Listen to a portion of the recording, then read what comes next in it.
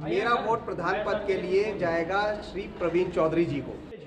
मैं कोर्ट कड़कड़ुमा में प्रैक्टिस करती हूँ और पिछले 15 साल से प्रवीण चौधरी जी को जानती हूँ, जो कि प्रेसिडेंट पोस्ट के लिए लड़ रहे हैं और सारे लॉयर्स का, चाहे वो लेडी लॉयर है, जेंट्स लॉयर है, उनका पूरा सपोर्ट है और वही जीतेंगे हमारे प्रेसिडेंट।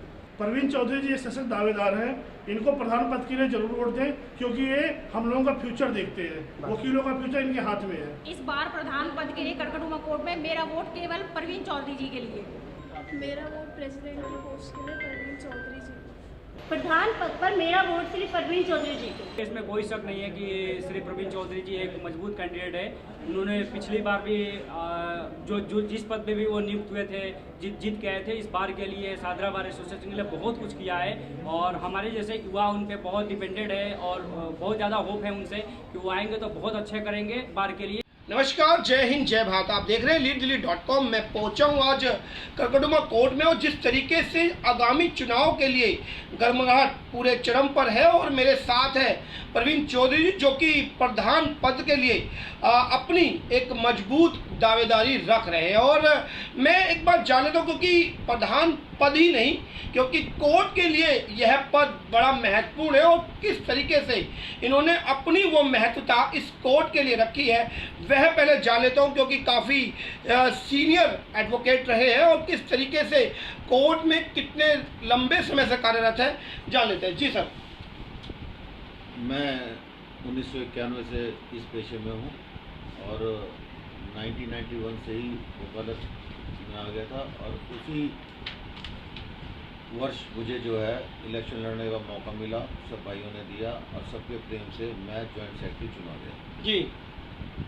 तो उसके बाद पहले हमारी यह कोर्ट जो है रेलवे स्टेशन के प्लेटफॉर्म पे होती थी, तो हम सब भाइयों ने मिलकर संघर्ष करके यहाँ तक इसको इस प्रेमाइसिस में पहुँचाया। उसके बाद यहाँ पे काफ़ी समस्याएं थी, यहाँ पे सिविल कोर्ट्स नहीं थी। उसके बाद हमने संघर्ष किया, कोर्ट का बाइफर्केशन कराया और बाइफर्केशन होने के बाद जो है 30 जनवरी से सिविल केसेस जो हैं मतलब यहाँ के ट्रांस यमुना डिस्ट्रिक्ट के ट्रांस यमुना में भेज दिए गए। ये संघर्ष बहुत लंबा चला था, जिसमें सारी डिस्ट्रिक्ट कोर्ट्स एक दूसरे के खिलाफ थी, लेकिन कामयाबी हम लोगों को मिली। जैसे आपने अभी बताया कि 1991 से ही एक सक्रिय राजनीति में आप रहे कोर्ट के लिए, उसके बाद आपने कोई चुनाव लड़ा या मतलब डायरेक्टली अब 2022 में दोबारा चुनाव लड़ रहे हैं?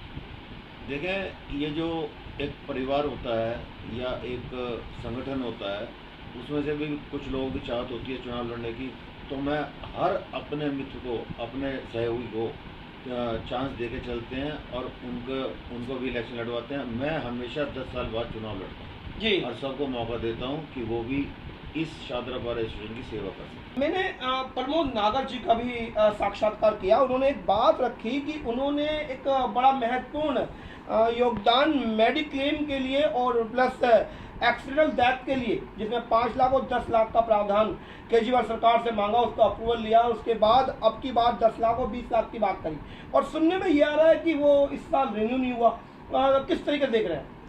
ये जो मेडिक्लेम और इंश्योरेंस क्लेम दिल्ली सरकार ने दिया, वो एक संघर्ष था, सब वकीलों के संघर्ष के कारण ही मिला और इसमें हमारे बार काउंसिल ऑफ दिल्ली का काफ़ी योगदान रहा। उनके मेंबर जो हैं, हमारे जो 25 मेंबर बार काउंसिल के हैं, उनके सहयोग से ये हल हो पाया और दिल्ली सरकार मान गई और उन्होंने हमें ये मेडिक्लेम और इंश्योरेंस वगैरह दी जी।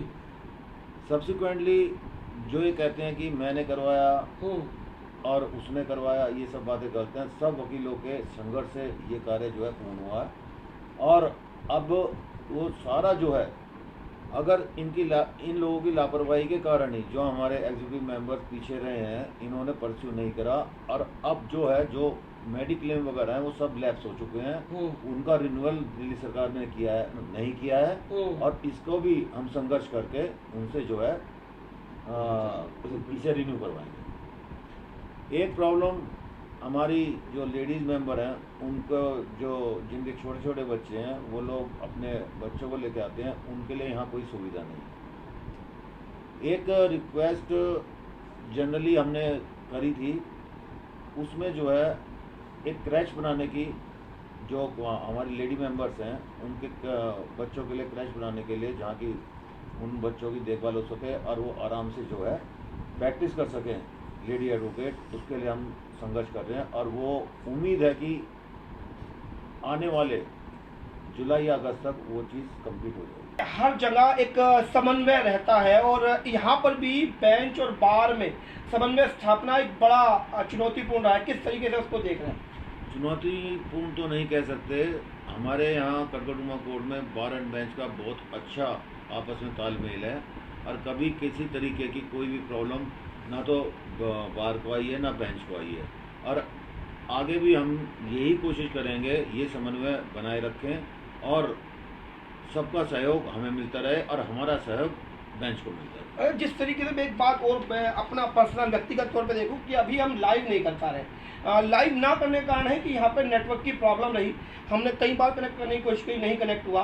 तो नेटवर्क की प्रॉब्लम एडवोकेट्स भी और यहाँ आने वाले जो क्लाइंट्स हैं आप लोगों के, वो भी लगातार झेल रहे हैं। किस तरीके से ये नेटवर्क की प्रॉब्लम क्या लगभग बनी रहेगी? ये नेटवर्क की प्रॉब्लम पिछले 3 या 4 साल से वकील जो हमारे वकील भाई हैं वो झेल रहे हैं। और इसके लिए हम तुरंत soon after the declaration of the election इसमें जो है बूस्टर के लिए कोशिश करेंगे और विद इन अ वीक उसको 100% लगाने की कोशिश करेंगे।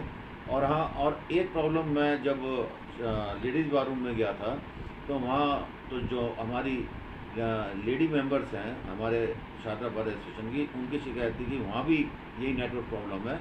तो हमने तुरंत सेम डे जो है वहाँ जो है बूस्टर वाईफाई वगैरह लगवा दिया था और अब उनको कोई कष्ट नहीं है। और आगे भी हम इसी नेटवर्क की प्रॉब्लम को पूरी कोर्ट के लिए सुधारेंगे। तो आपने प्रवीण चौधरी जी को सुना और जिस तरीके से इन्होंने अपनी बात मजबूती से रखी। यदि आप इनकी बात को संतुष्टि रखते हैं तो अगले चुनाव में इनको अपना बहुमूल्य वोट देकर विजयी बनाए। और यदि ये विजयी होते हैं तो आपकी सभी उम्मीदों पर खरा उतरेंगे। इन्हीं शुभकामनाओं के साथ मैं विराम देता हूँ। जय हिंद, जय भारत।